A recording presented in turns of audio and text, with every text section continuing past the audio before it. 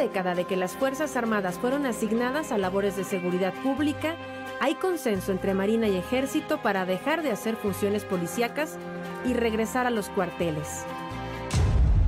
No pedimos estar ahí, o sea, no nos sentimos a gusto. Ninguno de los que estamos con ustedes aquí estudiamos para perseguir delincuentes.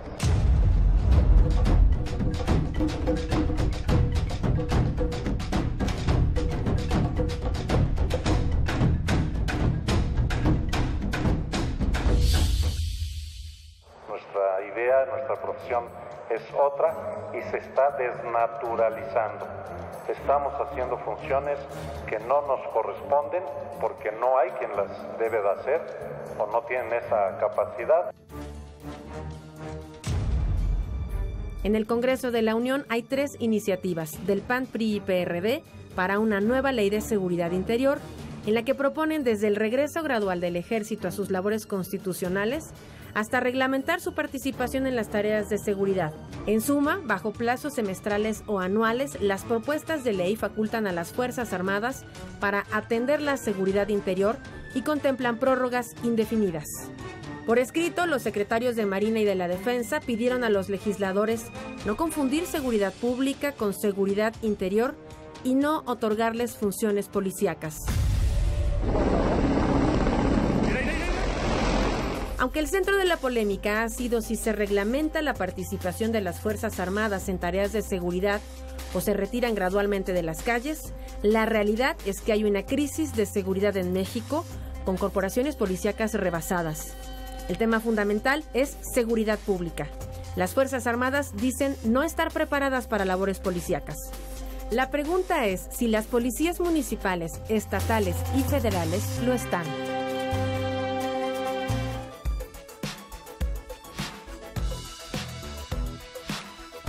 Buenas noches, gracias por acompañarnos. Sigan participando a través de nuestras redes sociales.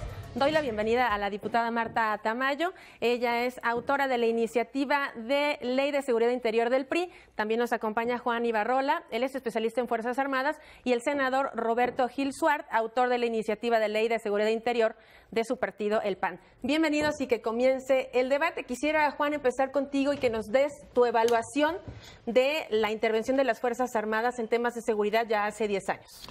Bueno, desafortunadamente, hoy las Fuerzas Armadas se convierten en el único recurso que tiene este país para enfrentar problemas de seguridad pública.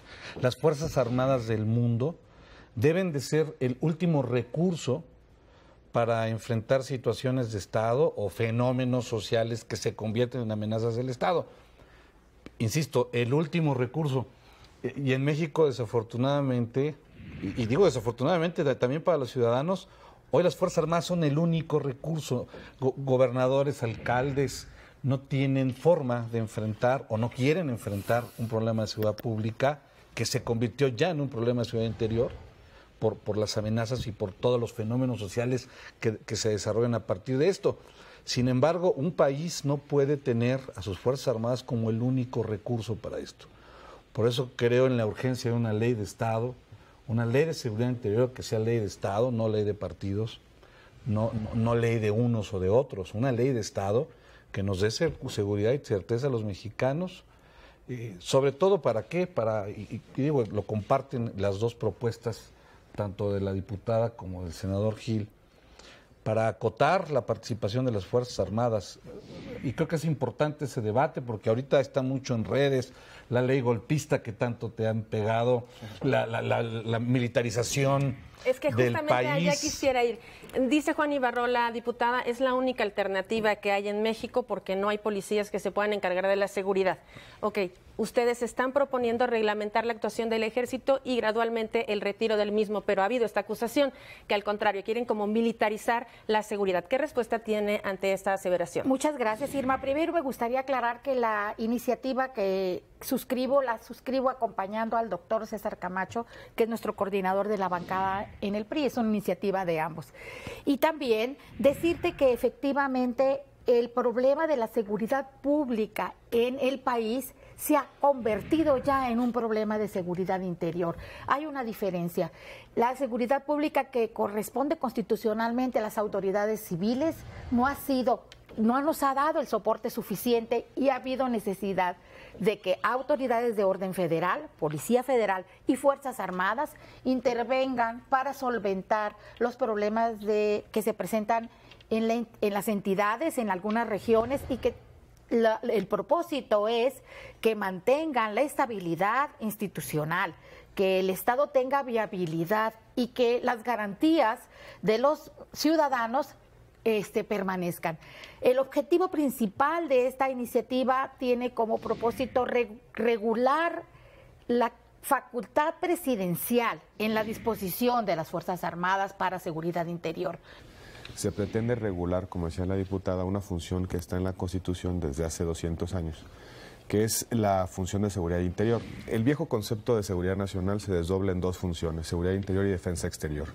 Es decir, riesgos de amenazas internas versus riesgos de amenazas de carácter externo. Antes concebíamos las amenazas externas como la agresión de un Estado soberano. Hoy tenemos que conceptualizar los riesgos y amenazas tanto hacia adentro como hacia afuera de nuestro país en función de problemáticas un poco más complejas. Ya no es un Estado agrediendo a otro, sino organizaciones sin gobierno, sin territorio, que tienen una altísima capacidad de fuego y una altísima capacidad de daño a la sociedad.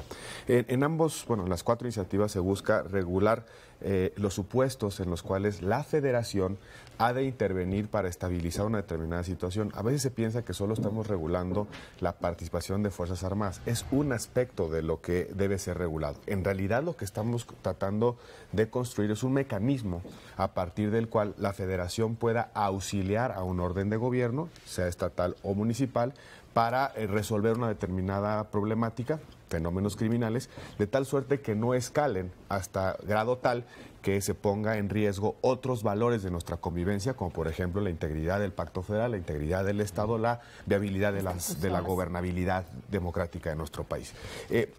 Se ha querido o se ha pretendido encasillar esta discusión en términos de si las Fuerzas Armadas permanecen o no en la calle. Esa discusión no es correcta. La discusión correcta es en qué supuestos, en qué condiciones y bajo qué procedimiento la Federación puede ayudar a un orden de gobierno a resolver, a tomar el control de una situación que puede generar un daño mayor. Bueno, se ha puesto también el énfasis en ello porque el secretario de la Defensa Nacional también así lo ha expresado. Lo veíamos al inicio del programa, en donde decía que levanten la mano todos los que no quieren estar haciendo labores policíacas.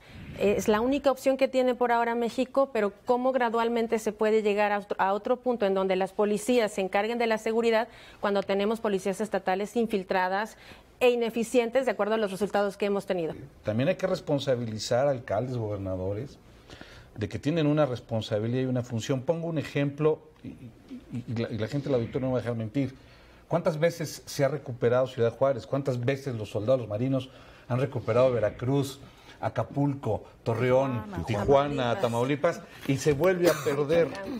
Eso es a lo que se refiere el general Cienfuegos básicamente en ese... creo que fue sacado de contexto un poco lo que él mencionaba. Las Fuerzas Armadas ahí tienen que estar, las Fuerzas Armadas van a estar ahí. Los soldados y marinos y pilotos han demostrado en estos últimos 11, 12 años que sirven a México. Que el comandante supremo de las Fuerzas Armadas es por mandato constitucional, no lo ponen los militares. En este país los militares no ponen presidentes. No puede haber una ley golpista porque no hay mexicano vivo que conozca un estado de excepción. No hay un mexicano vivo al que se le hayan llegado ahí a su pueblo, a su ciudad y le hayan dicho no puede salir, va a haber un toque de queda. Claro. Es decir, la oposición creo que está haciendo un grave daño en este sentido. Primero, y creo que sí muy importante decirlo, deben de ponerse de acuerdo los congresos, el caso del Congreso de la Unión, el caso de la Cámara de Senadores, a presentar una propuesta, insisto, una ley que sea una ley de Estado, que sí acote esa participación de las Fuerzas Armadas. La dinámica de una amenaza, como bien lo indica el senador Gil, la amenaza que existe hoy en este país no es la de la letalidad o la de la violencia de las Fuerzas Armadas o de la violación de los derechos humanos por parte de Fuerzas Armadas. En la realidad no, en la realidad es el crimen organizado. El crimen, la violencia que tiene este país tan grande que se está minando en otros sectores, en otros estratos, y creo que esto es lo que tiene que acabar. Tenemos un problema de seguridad interior en este país urgente resolver, sí. las Fuerzas Armadas se les debe de acotar su participación también. ¿Por qué? Porque estamos en un círculo vicioso. Lo dijo el general Cienfuegos, no es a balazos como se resuelve ya esto. Y coincido, es una participación de todos como Estado mexicano. ¿Qué les parece si vemos algunos comentarios de las personas? Les preguntábamos qué opinan de la intervención de las Fuerzas Armadas que cumplen ya 10 años en temas de seguridad. Y esto es parte de lo que nos han dicho. Dice, yo no veo ningún resultado. Y tenemos este otro comentario que nos llegó a través de Twitter que dice, definitivamente es la Gendarmería y la Policía la encargada de proteger a civiles en contra de otros civiles y no el Ejército. Y aquí quisiera regresar al punto inicial en términos de cuál es la evaluación de la participación en 10 años, porque si vemos los números, pues también veremos más quejas en derechos humanos por violaciones a los derechos humanos de las Fuerzas Armadas, también militares caídos en enfrentamiento y un incremento considerable en términos de homicidios en México. Déjame dar un dato que creo que van a... el dato no es mío, es de Comisión Nacional de Derechos Humanos. En los últimos 11 años han habido 134,000 denuncias en contra de las Fuerzas Armadas por violación de derechos humanos. De estas 134,000, 70 se han hecho recomendación. No sé en qué país eso sea violación sistemática de derechos humanos. Para mí no lo es. Es decir, de 134,000 denuncias con millones de acciones que han tenido las Fuerzas Armadas en contra de la delincuencia o para abatir criminales, 70 recomendaciones contra 134,000 denuncias, el universo es mucho menor. Es muy pequeño. Hay otra cosa que también debemos de comprender. Las autoridades civiles también tienen muchas quejas de violaciones de derechos humanos, pero al único que se estigmatiza es al Ejército. Creo que las denuncias por tortura, por violaciones al proceso, a los requisitos del proceso, vienen de todo tipo de autoridad. Yo pienso también que habrá que valorar los derechos humanos de los militares caídos por el fuego de los narcotraficantes. Tenemos que ir a un corte. Recuerden que el debate se construye desde ustedes. Sigan participando, volvemos.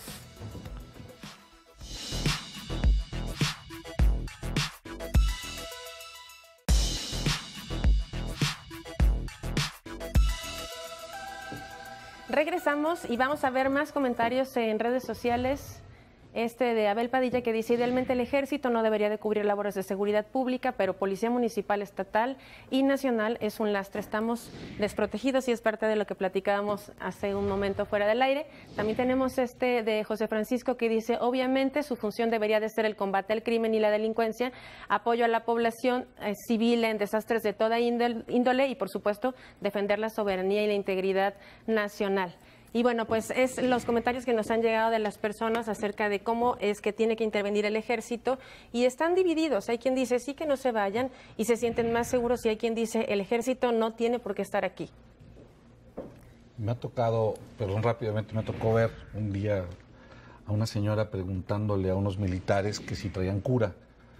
Y el militar voltea con el médico militar y dice, a ver, te están necesitando. Y dice, no me entendió. Un sacerdote, porque el sacerdote del pueblo huyó porque los delincuentes lo extorsionaban. Creo que estamos ante un buen debate sobre la realidad y senador, me gustaría dejarle ahí este tema de si verdaderamente la sociedad quiere que las Fuerzas Armadas se vayan y si los gobernadores y los alcaldes también quieren esto, ¿no? ¿Cuál es el saldo de estos 10 años de intervención? Una primera precisión que es importante dejar en la mesa. No es correcto argumentar que las Fuerzas Armadas llevan 10 años en la tarea de combatir al crimen. Es falsa esa argumentación por una razón. Las Fuerzas Armadas participan desde los años 40 en el combate al narcotráfico, fundamentalmente en la actividad de erradicación de cultivos. A partir de los años 90, cuando se federaliza el combate al narcotráfico, a partir de los años 96 en adelante, se cae el régimen de delincuencia organizada, la Federación se hace cargo de combatir el narcotráfico. Lo hace sin policías.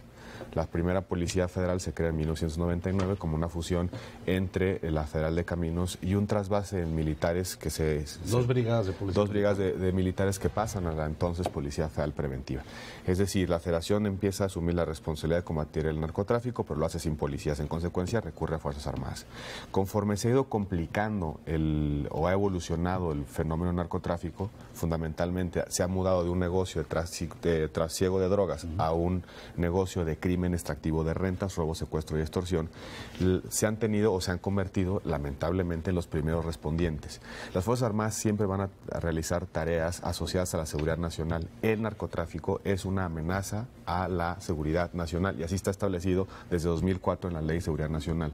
No es un tema de que las Fuerzas Armadas dejen o no dejen de hacer tareas, de meterse o no meterse a los cuarteles, sino de decidir claramente en qué circunstancias, bajo qué supuestos, bajo qué procedimiento y por cuánto tiempo y con qué objetivos las Fuerzas Armadas pueden sustituir a el aparato de fuerza civil del Estado mexicano o de los órdenes de gobierno. O reforzarlo. Ciertamente a partir de 2006 la presencia militar ha sido permanente. ¿Por qué razón? Porque son los primeros respondientes. ¿Y por qué razón han sido los primeros respondientes? Porque nos amanecimos con una realidad, una crisis de violencia sin policías en el país.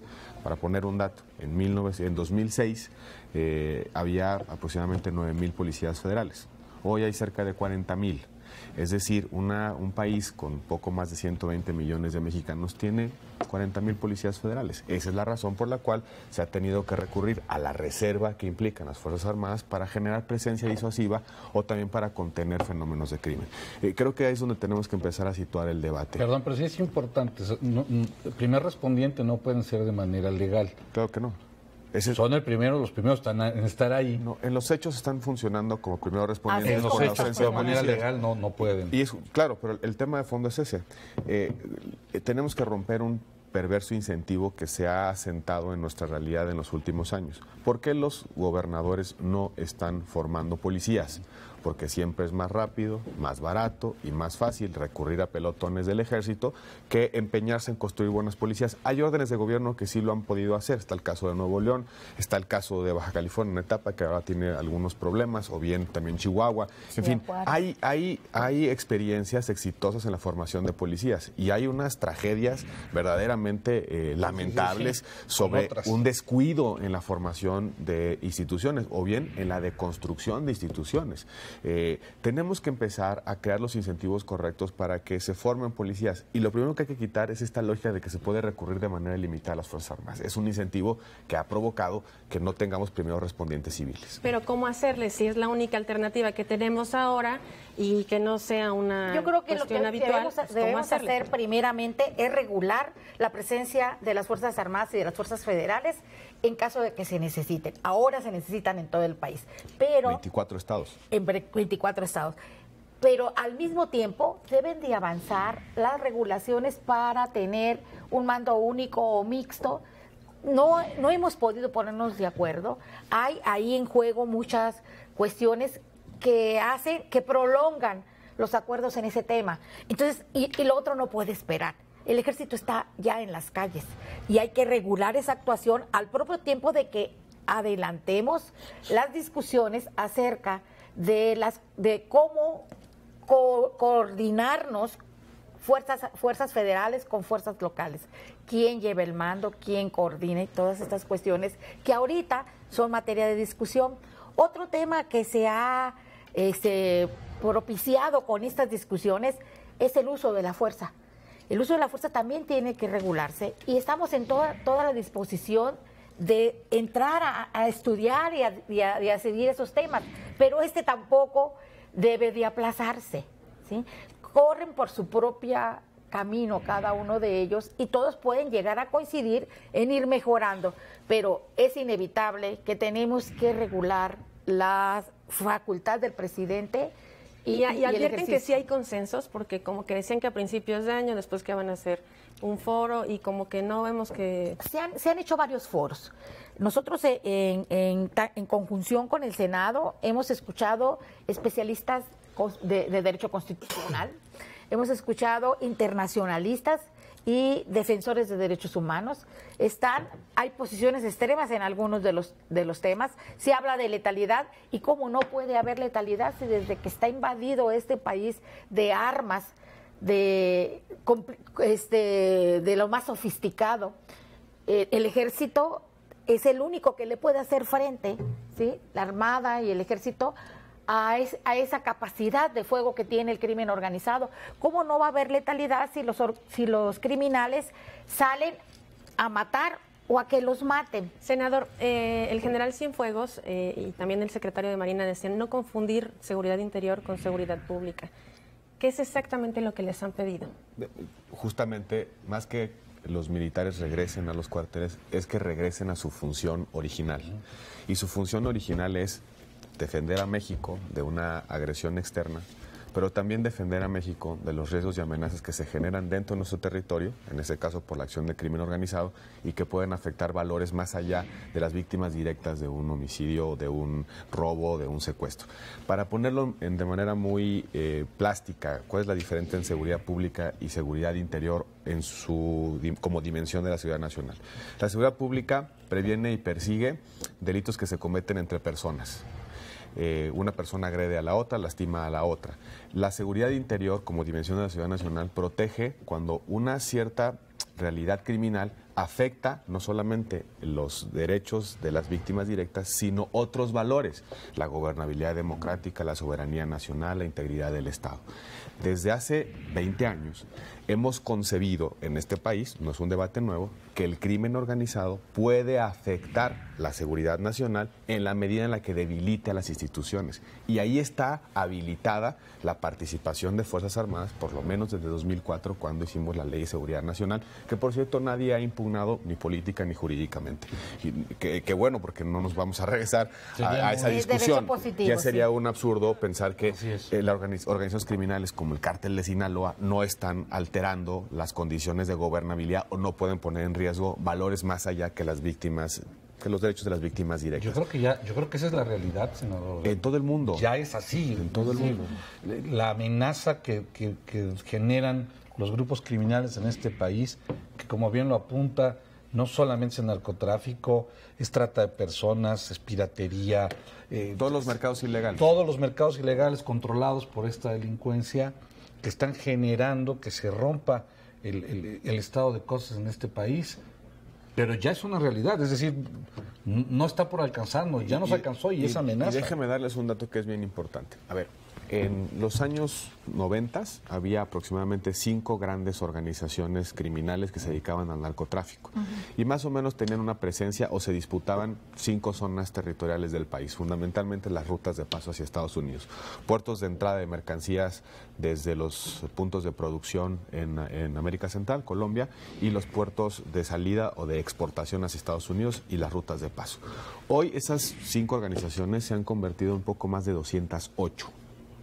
Están presentes en aproximadamente 24 entidades federativas. La cobertura de los Zetas, por ejemplo, es en 24 estados. Antes se dedicaban únicamente a pasar drogas hacia Estados Unidos. Hoy se dedican a robo, secuestro, extorsión, trata de personas, economía ilegal, control de los antros. Se han pulverizado por un lado y se han diversificado por el otro. Y en consecuencia, hoy tenemos en la esquina una persona con arma larga que está ejecutando un secuestro y que las autoridades locales dicen, oye, eso no me toca. ¿Por qué? Porque es arma larga. Oye, sí te toca porque es secuestro. No, es arma larga, es organización, es delincuencia organizada, luego entonces le toca a la federación. Y en esas disputas institucionales lo que se ha generado es un vacío en el cual la gente queda desprotegida. Por eso se han convertido los militares en primeros respondientes. Y es lo que tenemos que resolver, regresar a las Fuerzas Armadas a su misión constitucional, que es ser el último recurso del Estado cuando una realidad criminal ha sobrepasado ciertos límites y ya es difícil controlarlo con las instituciones cívicas. Llegamos al final, tenemos muy poco tiempo para conclusiones. Crear rutas profesionales nuevas para las policías, es decir, coincido. La responsabilidad de gobernadores y alcaldes tiene que ser dirigida. Desde ayer. Ya. ¿Para qué? Para generar corporaciones policíacas que puedan dar respuesta. Sé que es un sueño, pero con voluntad creo que se puede lograr. Porque, insisto, no hay rutas profesionales, están infiltradas las policías locales. Como último dato, volteen a ver a Gendarmería Nacional y Policía Federal, tienen una gran institución ahí que creo que está desperdiciada de muchas formas. Es un gran brazo para este tipo de problemas. Diputada. Fundamentalmente es ponernos de acuerdo para regular la situación que ya está en franco desarrollo. Que pongamos márgenes de legalidad a todo mundo para que se precisen también de esta forma los derechos de todo mundo. Y en paralelo, por su cuerda, regular la materia de mandos policíacos y también la materia de la capacidad de fuego, cuándo debe de aplicarse, quién la puede aplicar, echarle una mirada también a la ley de armas de fuego y explosivos, porque hay ahora otros instrumentos que tienen el crimen que superan en mucho, desde luego a nuestros policías, que a veces tienen que pagar las balas de sus pobres pistolas. Esa ley data de 1972, es anacrónica. Y estamos en toda disposición en el PRI para avanzar en estos términos, siempre respetando los derechos de todo el mundo. Senador Gil Suárez. Yo creo que hay una buena noticia en esta discusión, y es que hemos trascendido la dinámica de partidos y se están poniendo por encima los intereses del Estado mexicano y de sus instituciones. Yo veo una enorme responsabilidad en la discusión, por lo menos de los dos grandes partidos con mayor representación en el Congreso de la Unión. Queremos darle una solución a México, queremos darle una solución a las Fuerzas Armadas en términos de certeza, pero sobre todo queremos construir nuevas instituciones para poder enfrentar la realidad de violencia y la realidad de crimen que existe en el país. Creo que vamos a lograr un buen acuerdo, hay voluntad política de todos, y también, como decía hace un momento Juan, que quienes están siguiendo este debate, sobre todo los jóvenes, traten de profundizar más en los argumentos. Yo no conozco un golpe de Estado en el mundo que se prepare a través de una ley. Justamente es exactamente todo lo contrario, ¿no? O sea, el golpe de Estado es la ruptura de la ley. No encuentro un militar, o mejor dicho, no encuentro un ejército en el mundo que haya construido una ley para hacer un golpe de Estado. Y si me lo permites, el ejército mexicano no reprime socialmente, la Marina Armada no reprime socialmente. Yo creo que son patriotas y se han comportado con todo sentido. Y los chavos lo saben, los jóvenes lo saben. Pues muchísimas gracias por acompañarnos. Llegamos al final y gracias a ustedes también por seguirnos en nuestras redes sociales. La Ley de Seguridad Interior es muy importante en términos de cómo va a delimitar el actuar de las Fuerzas Armadas, pero sobre todo si en ese camino se logra la ansiada seguridad pública. Acompáñenos en nuestra siguiente emisión. Vamos a hablar sobre las controversias constitucionales de algunos delegados de la Ciudad de México de oposición que acusan a la Asamblea Legislativa de haberles dado el presupuesto por intereses políticos. Los veo y los sigo. Hasta la próxima. Muchas gracias.